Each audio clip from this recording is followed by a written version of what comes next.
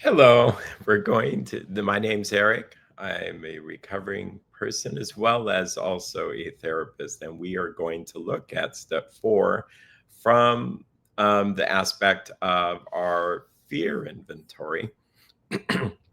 So we'll do that right now. So notice the word fear is bracketed alongside the difficulties with Mr. Brown, Mrs. Jones, the employer, and the wife. This short word somehow touches about every aspect of our lives. It was an evil encroaching thread. The fabric of our existence was shot through with it. It set in motion trains of circumstances which brought us misfortune we felt we didn't deserve. But did not we ourselves set the ball rolling? Sometimes we think fear ought to be classed with stealing. It seems to cause more trouble. We reviewed our fears thoroughly. We put them on paper, even though we had no resentment in connection with them. We asked ourselves why we had them. Okay, and I'm going to do a hard stop here.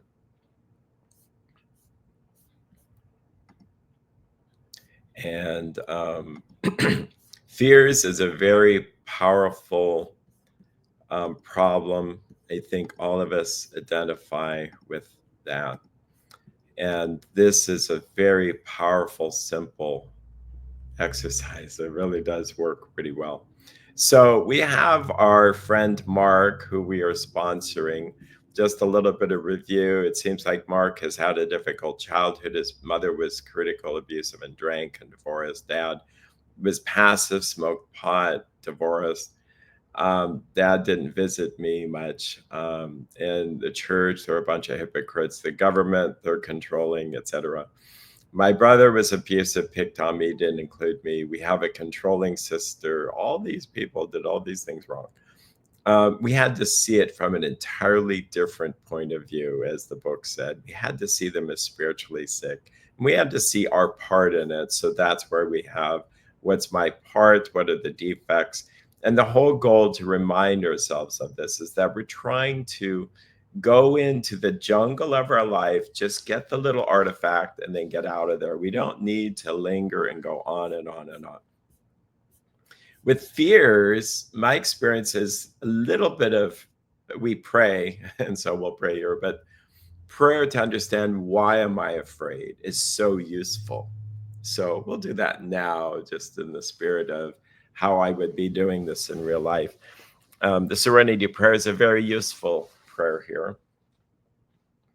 God, grant me the serenity to accept the things I cannot change, the courage to change the things I can, and the wisdom to know the difference. God, please give us wisdom and understanding to see what our fears are. Amen. So I ask Mark, hey, Mark, you know, um, what are your fears? And, people after a while kind of go, well, this is where it gets kind of personal. But let's say, like Mark says, I am afraid I will lose my son. To remind ourselves, his son has cancer. And that may be so powerful, he just wants to go to the next one. Afraid of financial hardship. I am afraid I can't make enough money to support son's treatment and also to make a living. There's going to be a lot here in this imaginary thing. I'm sure someone has suffered from this. I am afraid I will have no retirement.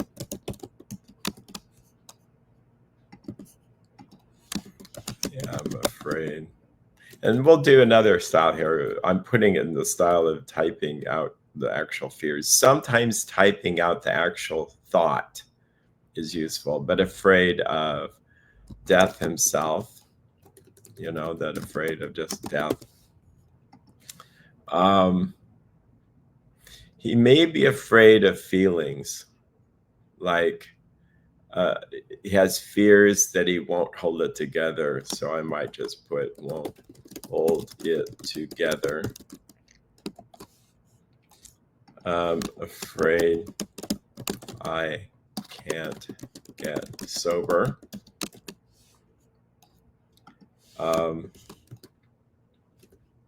Let's see, what are some of the other things to remind us here?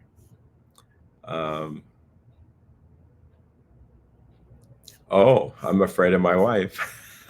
Yeah, afraid of wife. It says, who am I afraid of? This could be a who, it could be a what, but afraid of wife, that will be a good one. So maybe he starts to talk. So it's often very common to where we didn't list them like that. We're more likely to say, afraid to lose my son. Just underneath it, he may be afraid of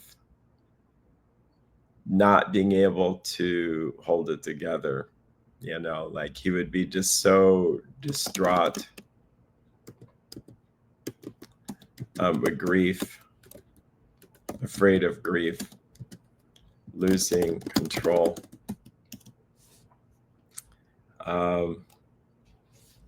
Maybe his marriage, like, will it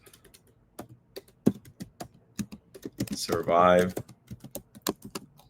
Not sure how to do all this. It scares me. I just sometimes just write it out. I'm afraid of financial hardship. I am not sure I can rise to the occasion and make the money. Same thing with supporting. Afraid of the future. So he might be, even in the midst of having to deal with cancer and things like that, afraid that how am I going to make enough to be able to have a future? So we can see the beginnings of future tripping is a defective character. And we'll put it in color. I like color. I'm afraid I'll have no retirement. That's kind of future oriented. And it's self-reliance. So we'll get to some of a punchline here, but relying on self. I put that in big, when I talk about self in the negative sense, sometimes I put it in all caps, like I'm trying to inflate death. I will feel out of control. I might not be prepared for that. So spiritual issues. Hold it together. So it digs at a deeper fear. If you ask him, why are you afraid you won't hold it together? Like, what would happen? I might lose my mind, end up in a hospital. Let's say it's a hospital to help you with rehab. That'd be a step better than the psychiatric hospital. But he's trying to get sober on alcohol and marijuana, say, like himself.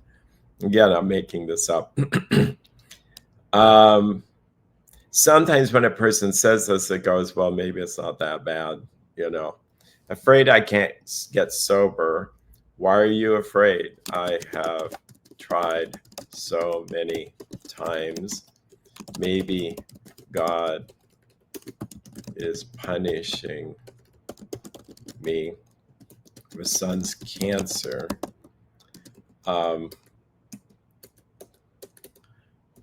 Because I am not sober.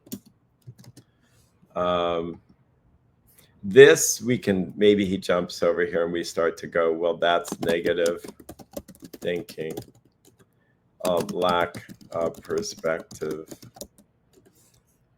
And not that I think everybody can have negative thoughts about who God is or ideas of punishment, but in our right mind, we go, yeah, no, I know that's negative thinking. And here we can start to say I need positive thoughts. Is that a virtue? I think it is. I think there's something virtuous about just being able to just think, have hope and perspective. You know, there's a certain blindedness. Now, that's big words there, but some people like that. You know, God help me to see clearly. Won't hold it together, self-reliance for sure. He's relying on self to hold it together and to not lose his mind. In fact, we might read that section here.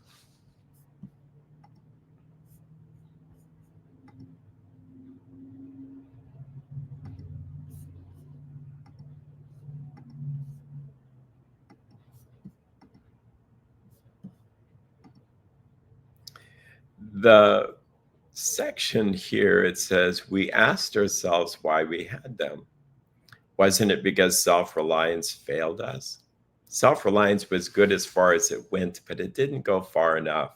Some of us once had great self-reliance, but it didn't fully solve the fear problem or any other. When it made us cocky, it was worse. Perhaps there is a better way. We think so. We are now on a different basis, the basis of trusting or relying upon God.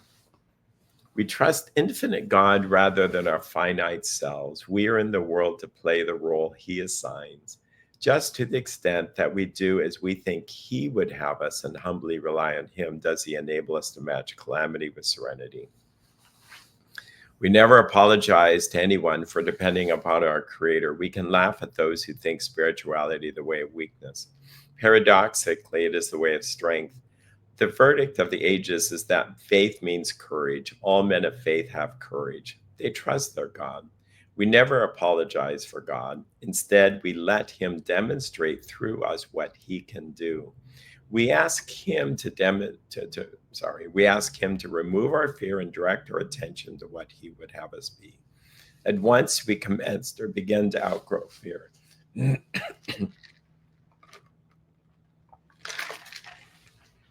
So we have some good writing here. Notice that almost every fear we will ever have, self-reliance is involved. It's true. So we have to get rid of self. And then we connect that with, oh, wow, that inflated sense of self, that director wants to run the whole show. So we see that there is a better way, a different basis, like a total different way to be. The basis of trusting and relying upon God. We trust infinite God rather than our finite selves. We're in the world to play the role he assigns, just to the extent that we do as we think he would have us and humbly rely on him. Does he enable us to match calamity with serenity? So any kind of calamity will have serenity if we trust infinite God rather than our finite self. So when we come back to our column worksheet there, we're going to see that a lot of it is going to be trust and faith. Faith and trust. And faith and trust is not the absence of fear. Like I can be fearful, but to have faith and trust will lessen it. But I still have that fear feeling when doing whatever it is that I'm fearful of. If I said I had faith that I could walk into the grocery store today, people would say, well, are you afraid to go? Well, no. Well, then that's not courage. That's just, but if I'm really, really afraid to go into the grocery store, even though I have those fears, and say like it's more important. Like I'm going into the grocery store to help fight some terrorists that are holding people hostage. That I still have the faith and trust in God, and trusting in God, not myself, to be able to do the right thing. And this is the new way upon which we live. And it works really well. Another comment on this is that it took me a few years, well, many years. And then I thought, oh, wow, I'll put on my little therapist hat here. We ask him to remove our fear and direct our attention to what he would have us be. Fear is very attention getting, whether it's a panic attack, whether it's we're afraid of a bad diagnosis or money or someone leaving us. It's really attention getting. It's just kind of how it works. And so when someone suffers from this, that therapists have noticed that if we focus our attention on what's happening and then move our attention to something else, and notice it says what he would have us be, not what he would have us do, but what he would have us be. So a lot of times my prayer is along the lines of, God, help me to be a man of courage. Help me to be a person who is more interested in loving you than the amount of money I make, etc. Help me to not be so controlling, but to let go of control. So back to here with death, we have trying to be in control.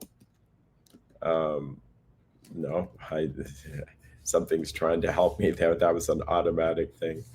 And so help me, God, grant me courage, trust, and faith in you. Take away my fears that I might better serve you and others. So when you do this a while, pretty soon things just kind of turn into a prayer. That's where it's going to end up anyway. It's going to be, one can do this whole thing, and if they go, wow, I'm so proud of myself. No, that's not the point. This is just kind of a shopping list. Stay in the present. Grant me understanding. And with I'm afraid I'll have no retirement. Just focusing on what you can do, not what you can't do. And no one can control the future. Also, not God. Only God knows the future. And trying to be God, control the future. I was afraid I lose my son. Character defect there. I think kind of, believe it or not, and that's why this is done privately, not in front of any family members or anything, but it's kind of like we're trying to stay in control and use self to fix things. Let go. Trust God. Let God, that's funny. That's another, let go, trust God. And then it might be, God, help me to accept your will and not mine. And that's a prayer that may take some time, but how is a person ever going to have peace? By trusting more in the providence of God. And what is our attention should be on God's will. And you'll see this in step 11. Step 11, prayer for God's will and the power to carry it out. So that may be a prayer.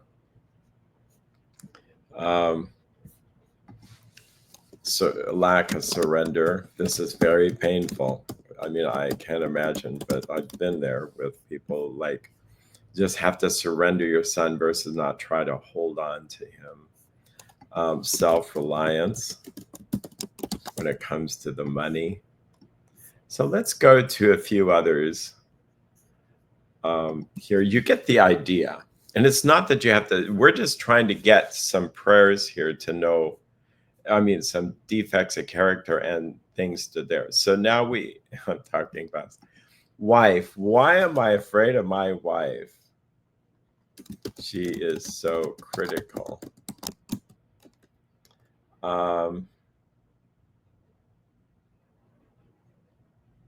Now this is where Mark might just totally just be that silent. Well, okay, she doesn't sound. What is the defect? Lack of understanding, maybe poor communication, which could look like a behavior, which it is, but not having a core ability to just listen to what your wife, lack of listening, defensive. You're so defensive that you're not seeing that she's just trying to do the best she's trying to do the best she knows to do. She's just trying to have a conversation with you. And again, a person, when I do sponsoring, it's not meant to be a therapist conversation. It feels like it at times, but it's like, what is your part? Well, I am using alcohol to avoid. So here, God, help me to stay present. And then you can begin to say, wow, that's part of Mark's issue. All of a sudden you'll realize these gold nuggets of what, if he can just stay present in the moment, power of God, everything will be fine. Open to what my wife has to say. That could be a prayer again. We'll use both things here. Openness. So because we go from my wife, let's see, she's so critical, she's controlling, she's, like my sister, I'm labeling her. Oh, here we have a void. And so like he drinks and has a porn problem, So here the fear is, and he might be afraid of feeling feelings, which what addict doesn't, so I'm too sensitive. You get the point. So that might be a bolded one. And, help me to feel appropriately. That definitely sounds like a therapist doing that one. And let's see. Let's add a principle here, like I am afraid I won't measure up as a man. I'm going to just put a number of things I hear that might not fit our imaginary story with Mark. I am afraid of what people will think if they find out. Again, we're not talking about Mark per se, but just these are common. I fear that I am a fraud. Let's put in fear of missing out, FOMO. So, and we won't develop these ideas for the sake of time, but I'm afraid I won't measure up a man, blah, blah, blah. This could be financially, sexually, physically strong, handyman stuff around the house. We'll put in some of this handyman, financially. And we'll do something for women as well, financially. You get the idea. Well, self-reliance.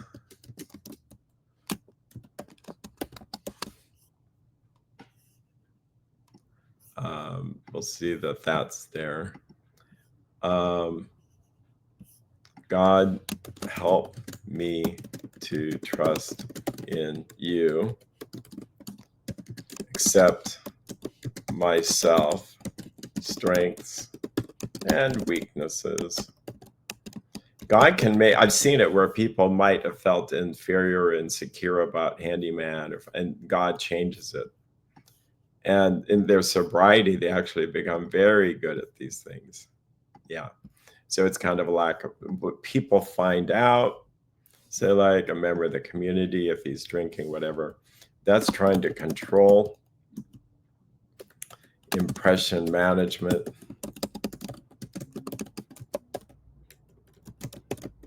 Vainglory, if we want to use, or religious talk there, trying to worry what people think, which you'll hear cute phrases. I have no business worrying about what other people think. That's useful, but I love the simplicity of this is, we're praying, and so humility. The fact is, well, I am using alcohol, I am using porn, I am using drugs or whatever to fix my problems. And that's what addicts fear. Or I am spending so much money, I will go bankrupt, or at the casino. I'm afraid my wife's going to be mad at me when she finds out. Vainglory. So it's really important to ask, I'm a fraud. You can see her pride. It's this an obsession with self of how I look and how I will be and how I will act. And it may be just distorted thinking, not seeing clearly, because it could be the person's fine. They do a good job, even in spite of their addictions. Or let's turn it around and say, well, I am a fraud. Why? Because he's getting all this money. But maybe he is lazy. He's actually not working. That he's just showing up and doing the bare minimum, in which case, in this direction, humility and correct thinking, insight. God, grant me insight.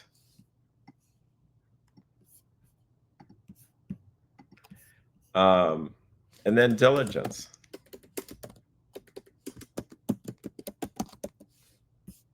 And fear of missing out. This is interesting. This might be greed. It might be, I got to have everything in this life that it has to offer, and I need even more. Not satisfied. Not satisfied. I had that, I think, with being in a vacation. Why would I sleep at all? No, I will sleep, but I want to see all of Hawaii. It's like not enough, versus satisfied. Moderate amounts of fun. Realistic thinking. It's unrealistic. And some of that, the little side note, it's probably because of the internet. There's zillions of information, plenty of information to see things. And so it gives us, well, I need more and more and more.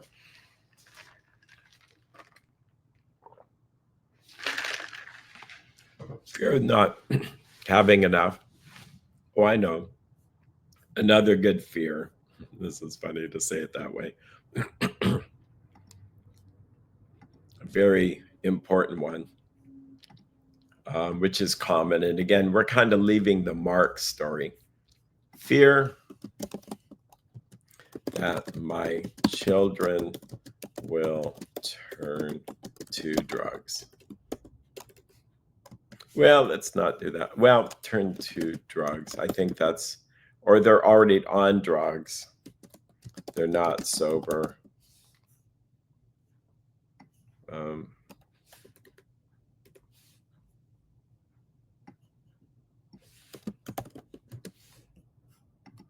So if I kick Tommy out, he might be dead in a week from me kicking him out. He might get deeper in the wrong crowd. If I keep him in the house, he will still use drugs, and then he might die that way, and I will have enabled him. So that dilemma is common, and I suggest people go to 12 steps, frankly. So this is totally self-reliance. I'm relying on my thinking that I know what to do. That'll drive anybody crazy. Control.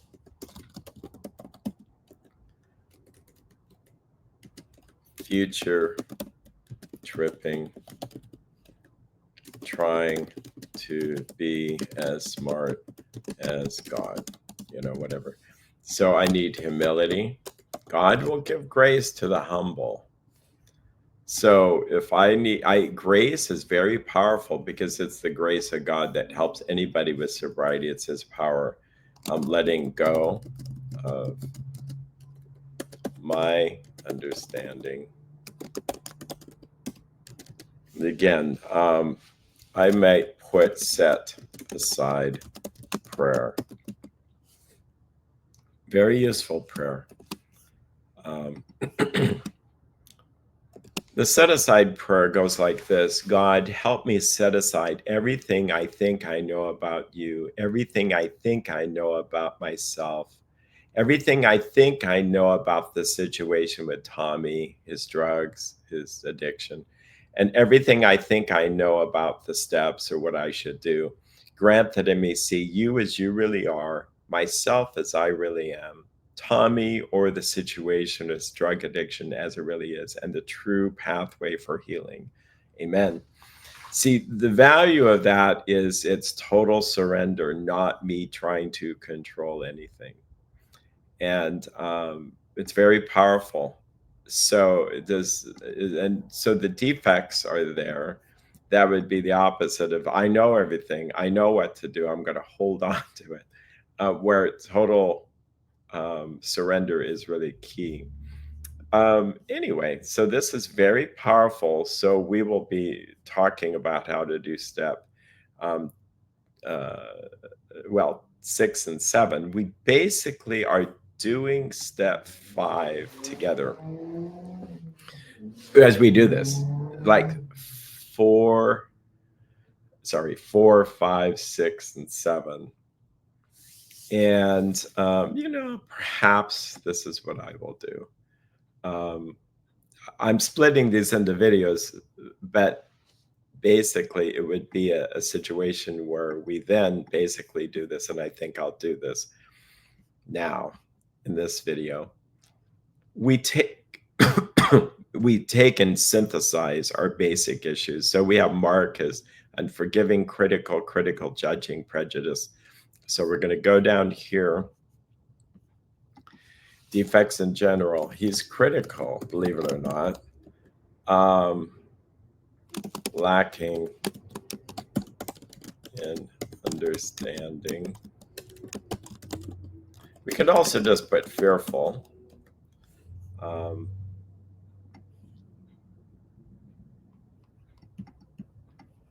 going to get rid of these bold here. You can do it how you want to. Lack of faith, ungrateful, trusting in self. He really has a lot of self-reliance.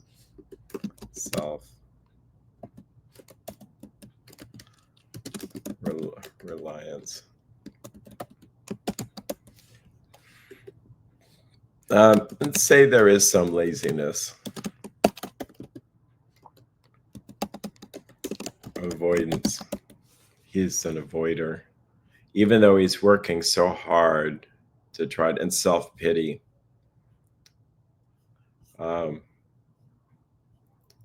Unrealistic expectations, perfectionism, comparing. Yeah, so comparing unrealistic expectations. And I think we had avoidance, lack of faith, doubt, comparing, I think. Yeah, comparing, it's like, well, no one else has kids with cancer, or maybe he is going to the cancer clinic and seeing that. But it just, the alcohol, the drugs, the porn, the sex, the spending, whatever it is, will distort our vision. And so then the virtues here, help me to accept the situation. God, grant me acceptance here. Grant me understanding, insight, courage. Help me trust in God. Diligence. And I like the word action. Action. To show up and stay present. If that's the one thing that, and all these, when I say if Mark could do, it's really gifts. When people will mistakenly say I'm working on my defects, that's just not the program in my experience, because that's me doing something to make myself do something. Yeah. Good luck on that, I would say. I think my experience is the more I get out of the way and ask God for these things, they're gifted to me. They're gifted to me. I could have done that. Sorry about that. And not compare. Wise, estimation of self, my limits, and then, some phrases as we're not God.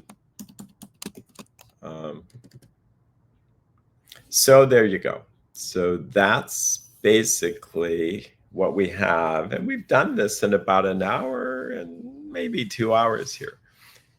We might break for lunch, and then we come back in a big group setting. We do. And then we come back together and we'll pray and ask God to remove these defects.